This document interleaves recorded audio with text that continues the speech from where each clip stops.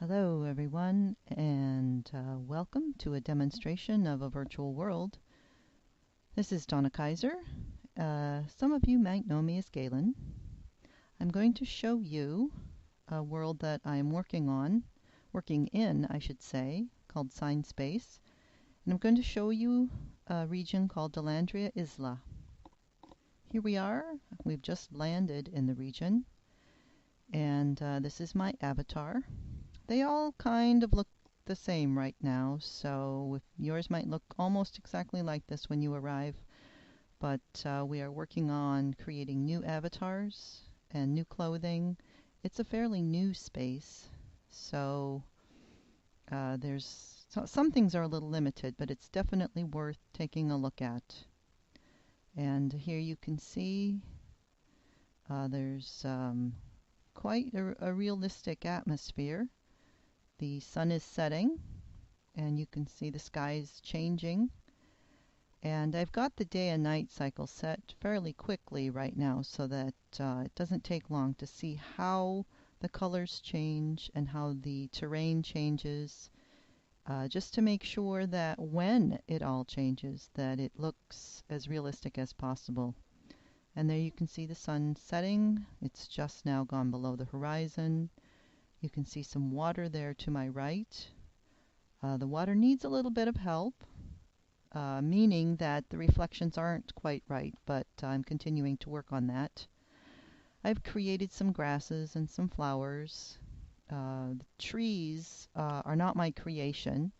I've learned to use the tools to put them down in the world. And I've created some torch posts for the torch lights that you'll see. And I've created some campfire logs for the campfires that you will see. And there's going to be several places around this region that are flat like this. And there's a specific reason for that. These are in preparation for you to acquire this region as your own personal space and put down a building or a garden or some seating or whatever you choose to put down. And you can see the torches going there. And it's getting dark in this region. And as it gets darker, you'll notice the torches and the campfires more. So that's to give it a little bit of realistic light, because I like to have my light be as natural as possible. And so I'm going to walk around here a little, and you can just take a look at it.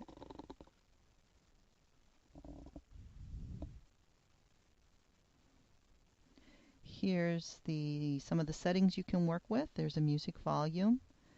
So you can have streaming music in the region. And down there on the right, there's a little headset icon that you can turn the music off and turn the music back on. You can see the mist I have that's flowing a little bit there. And it's all there's quite a lot of ambience in this region, which I like to achieve if possible. I know that some spaces for training and for learning about virtual world tools take place in an auditorium, and it's inside a building, but as you will see as I'm walking up here, I like to have the gathering spaces outside.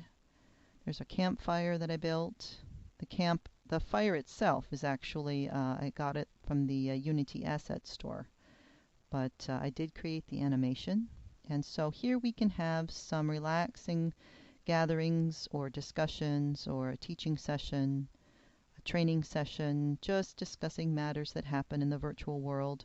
Or you can actually use an area like this to talk about whatever your content is. The ecology, medieval history, any kind of history, the outdoors, taking care of the earth, environmental concerns, etc.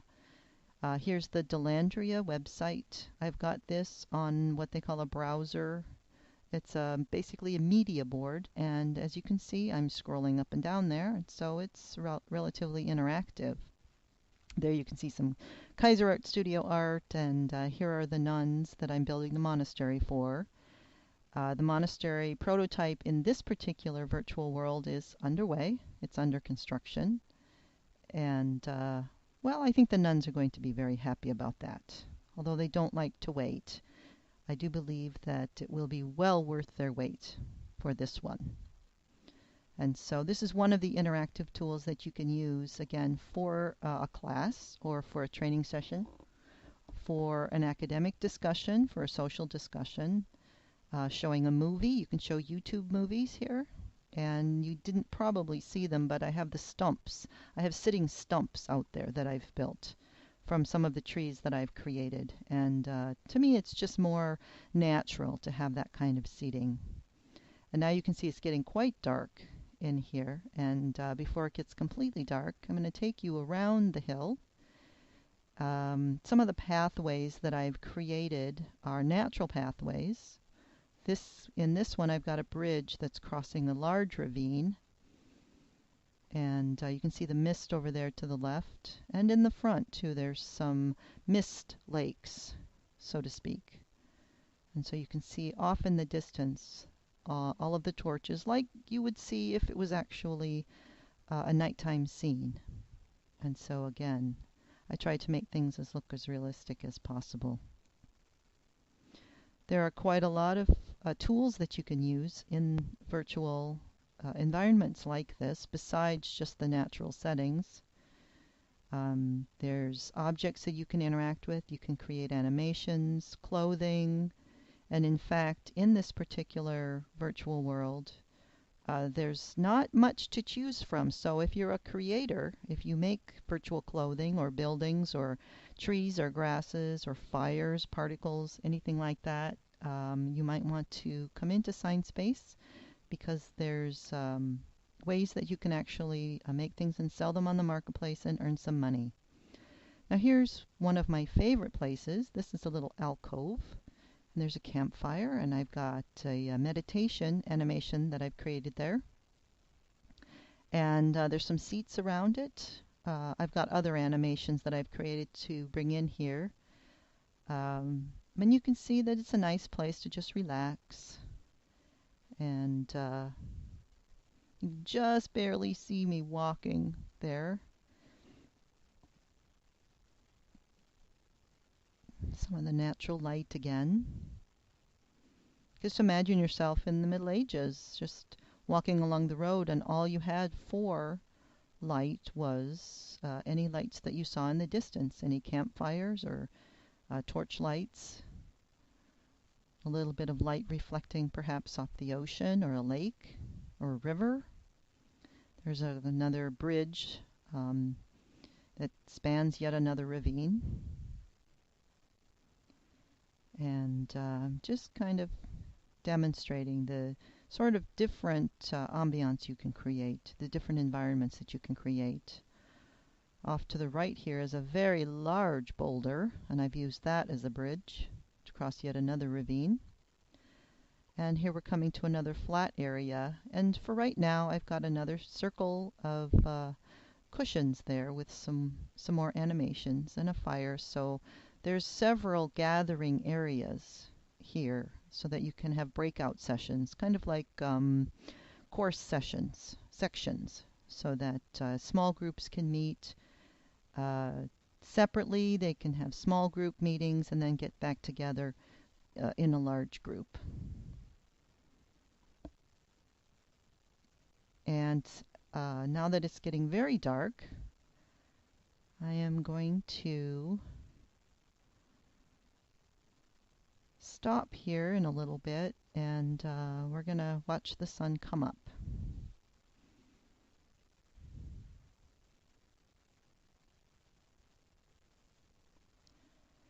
And while we're waiting for the sun to rise, I'm just going to let you sit here with me a little bit and relax in front of this nice warm fire. It's kind of like camping. It's very relaxing. Very, very soothing to the senses.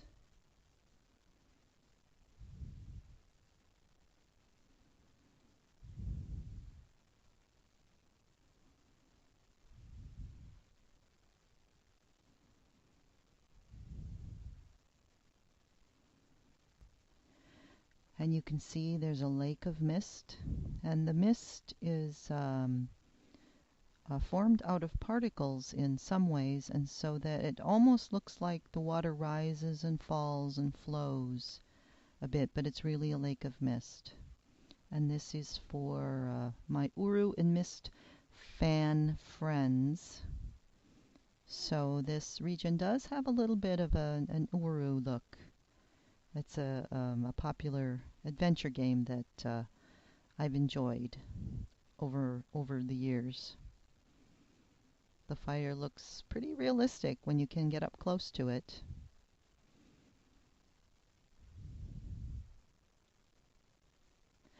You might notice now, surrounding me, the clouds are starting to brighten, as they do when the sun is getting close to the horizon again.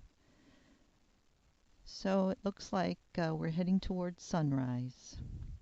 It's a beautiful morning here in Landria, Isla. And you can see some of the grasses. We have wind in these virtual worlds. You can actually control that if you would like. And we're going to take a tour of the rest of the island. Now this is a very small island compared to the size of the region that you could actually build. You can see some of the flowers. They're garlic flowers there. Anyway, this, as I said, this is a very small region. If you are coming from Second Life or OpenSim, this is about the size of a 256 meter region, and it is about 1/20th the size of a regular region that we have here in Sine Space.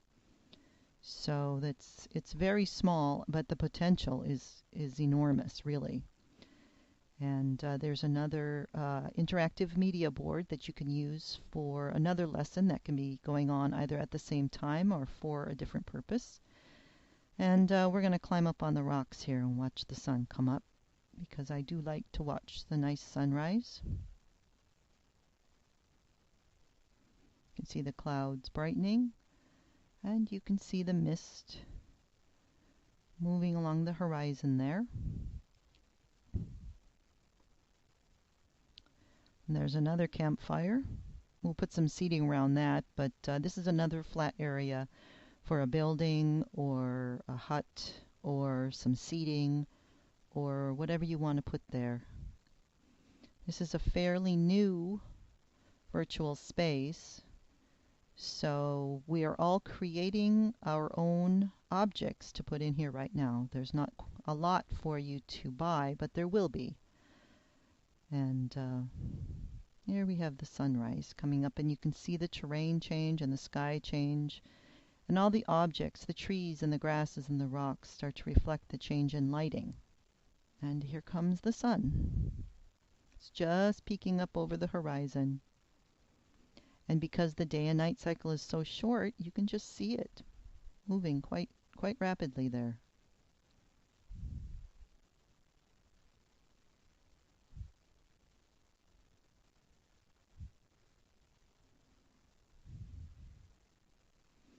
Could have some nice soft music playing in the background. And here I'm showing you how it looks differently with different settings. So if movement is a little difficult, or if you find that there's a lot of lag, we call it, you can turn down the graphics settings, and that will generally help quite a bit. Overall, however, even on the lowest settings, these worlds look very realistic if you create them to be so. And the nicest thing about this space that I would like to emphasize is that you can come in through your web browser. Now, right now, Firefox works the best. Chrome works, but it doesn't always load on every computer. So I find that Firefox is really the browser that works the best. And here you can see just how fast that I've got the light changing, the speed with which those shadows were changing. And we're going to continue on our tour.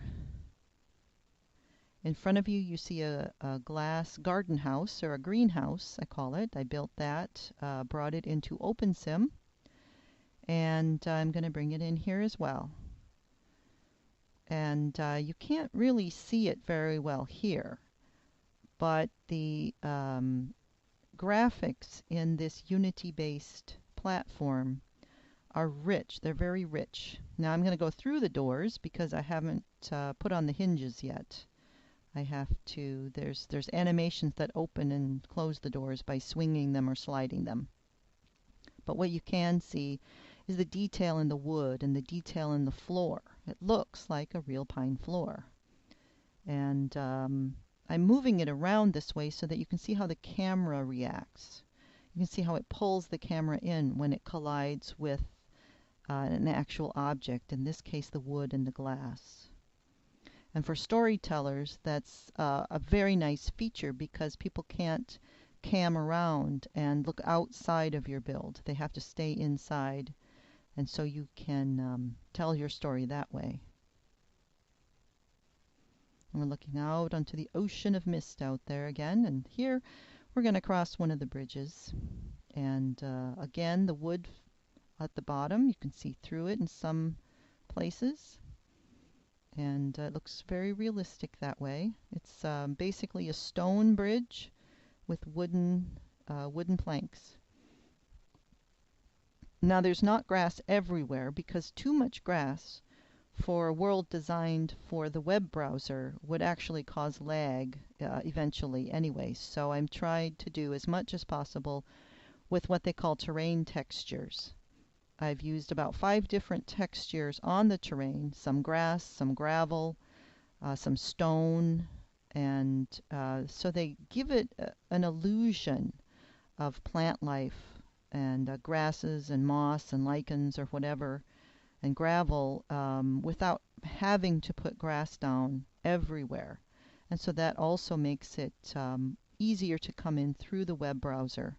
And coming in through the web browser is really a way to come in, especially for folks who aren't used to being in virtual worlds. There is, of course, a standalone browser, a standalone client that you can use to come in, and this is the one I'm in right now, and that gives you more control over your graphics settings. But if you've never done this before, it makes it much, much easier for you to come in through the web browser and just kind of look around a bit. Get used to interacting with the objects. Get used to moving, using the arrow keys, finding how do you find your friends? How do you make friends? Are there other places you can go besides Landria Isla? Using this user interface that you see that frames this world. For example, up on top there's a wireless sign. It means I'm connected to the internet. So we're online, so to speak. And then there's gold money and silver money, and there's a map of the island that's not showing up very well, but it does better than that in the world. Here's the little alcove during the day, so you can get a better feel for what it looks like. And more of the user interface there at the bottom. You've got your settings and the help button, that's the question mark, and the music button. And then all along the bottom are different tabs that give you your inventory, to where you can get to clothing, to the marketplace, to other worlds. And so if you can come in and work on those without also having to figure out what to download and how to set it up, it just makes things easier. And now I'm here up on top of my little mountain because I like to stand up and have a nice vista. And that's what we have here. You can see all around this little island. And once again, let me just emphasize that I've built a very small space compared to the size of the spaces that you can build. So the medieval setting that I'm building will probably be about 20 times this size. And there will be small areas, each of which is maybe a manor or the monastery. There will be a port city. There will be farm fields. There you were just looking at the sun, seeing how it looks during the day. one of the few places we can look directly into the sun and it won't make us blind.